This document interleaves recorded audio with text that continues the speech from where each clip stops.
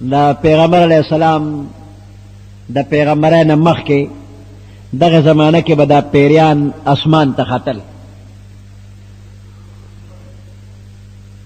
فرشتو به یو بل سره خبرې اترې کولې چې کم احکام فرشتو ته به حواله شو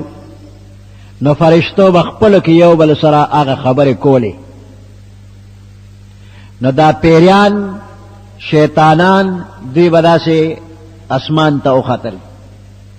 نو د اسمان گیټونو سره خواوشه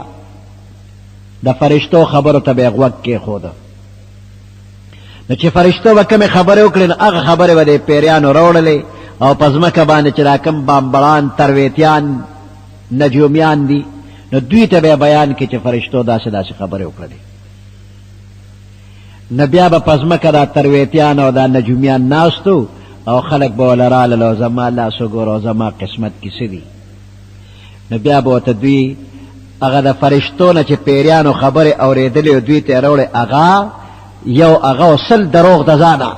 دا به یو ځای کړل او بیانول به او ستا په قسمت دا دی او دا به وشي او هغه به وشي دا دروغ رښتیا به ویل نو د نجومیانو خبرې به خلکو واورېدلې او په هغې به یقین کو کله رښتیا شو کله به دروغ شو نو په دې به د دې نجومیانو د ترویتیانو د دې بامبړانو د پیسو یو کاروبار روانو د غیب خبرې به یې کولې چې کله د پیغمبر علیه السلام د نبوت زمانه راورسېدله نو دا پیریان چې بیا بره اسمان ته به تله نو بره به د فرشتو چوکۍ وي ځای په ځای پیره لګېدلې ده خو چې کوم ځای به پیرې بره خطه نو د اور یو شغله به ورپسې را خطا شوله نو را وبېزغل او ځمکې ته به واپس راغې بره به نته فرشتو بیا د اور په شغلو باندې ویشتل شهاب ثاقب دا ستوري چې دا شغله وکړي دا به یې واپس کړو نو چې کم پیرې به ولګېده نو هغه به ایره شو مړه به شو او چې د فرشتې د ګزار نه به بچ شو هغه به تښتېده نو هغه به لیونیو په خبرو به یې څوک نه پوهېدل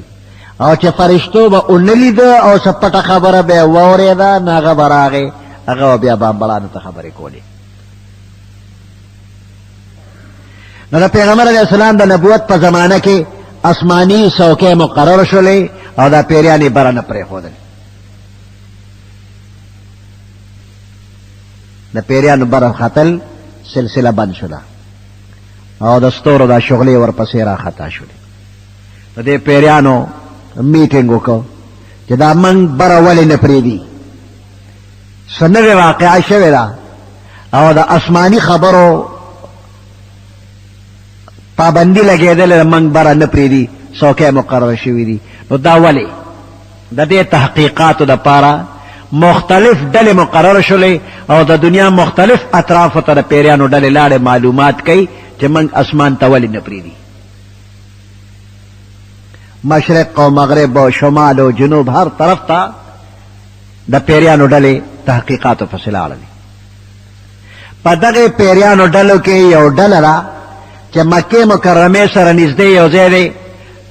بطن نخلا ورته وایي بطن نخلا یو میدان دی مکې مکرمې سره نږدې دی او د سحر د مانځه ټیم کې دغه ډله د پیریانو په دغه ځای کې ګرځېده او پیغمبر علیه السلام سره د یو څو ملګرو د سحر مانځه ته ولاړو مونځ یې کو او د قرآن تلاوت یې کو وایي دې پیریانو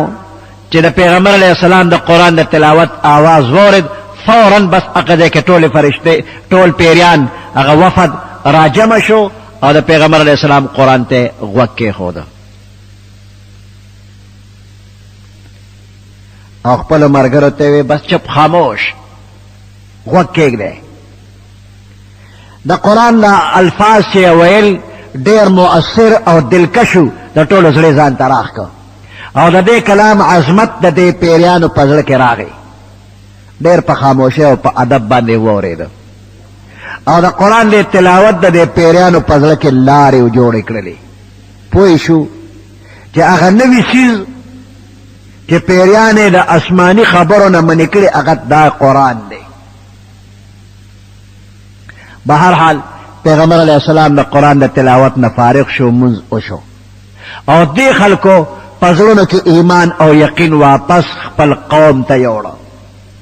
دا پیریان خپل قوم ته واپس لاړل او قوم ته نصیحت وکړه او تفصیلی خبرې ورته وکړلې چې دا آسماني خبرو باندې پابندي لګېدلې، نو دا یو نوی کلام نازل شوی دی.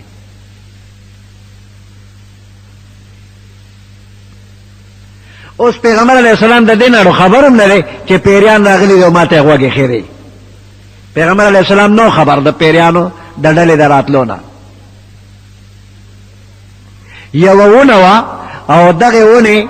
د الله په حکم پیغمبر علیہ السلام سره خبرې وکړې، ونې خبرې وکړلې، او پیغمبر علیہ السلام ته داسې مختصر اجمالی حال وی چې تا مونځ کو تا قرآن وی، نو پیریان راغلي ګیر چاپېره ولاړو او ستا قرآن ته یې غوږ کېښوده او دا خبرې هغوی وکړلې. نو پیغمبر علیہ السلام د ونې په خبرو باندې اجمالی خبر شو او مستقل تفصیلی خبر جبرائیل علیہ السلام روڑو، سورت جن آیاتنا نازل شو. قل اوحی الی انه استمع نفر من الجن، سورت جن کے واقعات بیا تفصیلا بیان شوی دی. دین پس په ډېر ګڼ تعداد کې بیا پیریان راغلی دي او هغه مسلمانان شوي دي. د پیغمبر علیہ السلام سره ملاقات شوی دی او دین یې ترې زده کړی دی. ښکاره راغلي پیغمبر علیہ السلام سره به ناستو او پیغمبر علیہ السلام به ورته وعظ او نصیحت کو، هغوی به دین قبلو او بیا به تلل. عبدالله ابن مسعود رضی الله تعالی عنہ یو صحابي دی، ډېر مخلص دی، د پیغمبر علیہ السلام سره به ګرځېده. نو دی وایي چې ماسخوتن مانځه نه وروستو پیغمبر علیہ السلام ځان سره بوتلمه، داسې یو دشت و هغې ته یې بوتلمه، خالي میدان و شپه وه. وی زه یې کېنولم او ما نه ګیر چاپېره کیر خطا وکړه چې د دې کرښې نه به ګورې بار نه روځي، او که د دې کرښې نه بار را ووتې نو شاید چې د قیامته پورې بیا زما او ستا ملاقات ونه شي، د دې کرښې نه به بار وځې نه. وی زه په هغې کرښه کې دننه ناست وم او پیغمبر علیہ السلام کرښې نه بار ووته.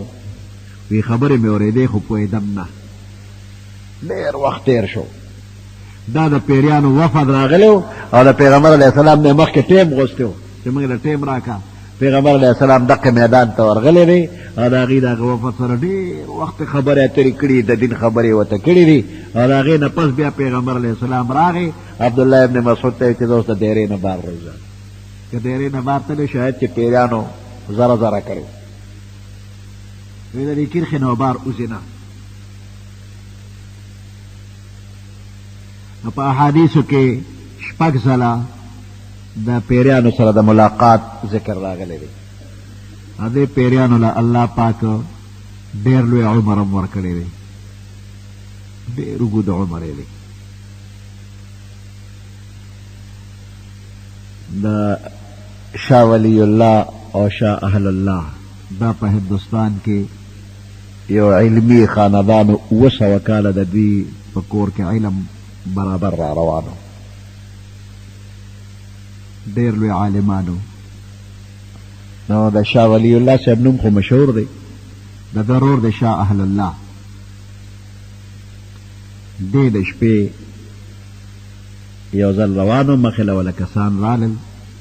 وی بادشاه دې غواړي.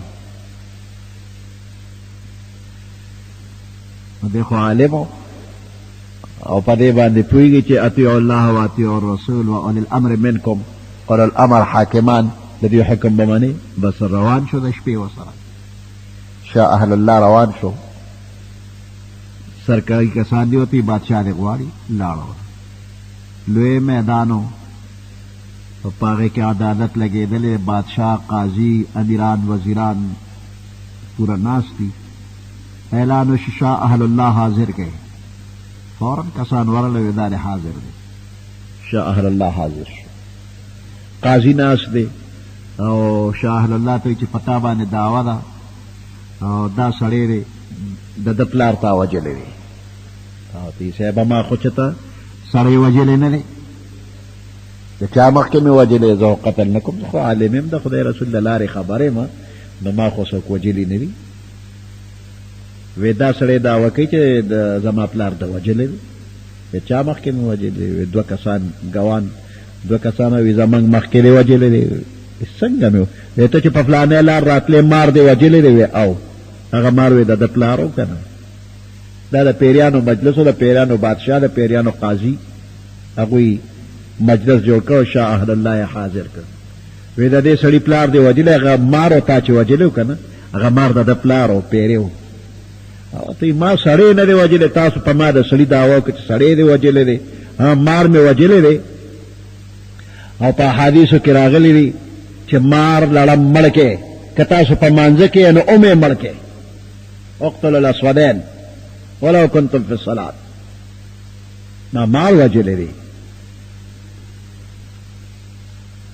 وی د بادشاه په خوا کې یو سپین ږیری ناستو هغه بادشاه ته قاضي ته وکتل وی هکذا سمعت من رسول الله صلی الله علیه وسلم ما په خپله هم دقسې د پیغمبر علیه السلام نه اورېدلي دي دا صحابي دا پیری وی ما د پیغمبر علیه السلام نه اورېدلي دي بیا قاضي حکم وکړ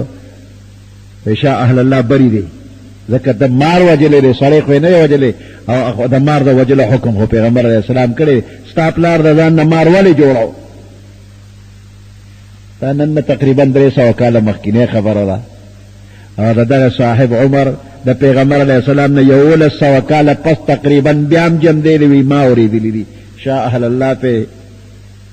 درجه بیا مونده صحابي یې ولیده صحابو سره ملاقات شو نو پیریانو له الله عمر ډېر اوږد اوږد ورکړی دی دا پیریان د پیغمبر علیه السلام سره ملاقات شوی دی اوس به موجود وي دومره عمر یې شته او په دې جمعو کې شاملیږي هم په درس کې شاملیږي د مانځه په جمع کې تاسو سره شاملیږي تاسو یې نه پېژنئ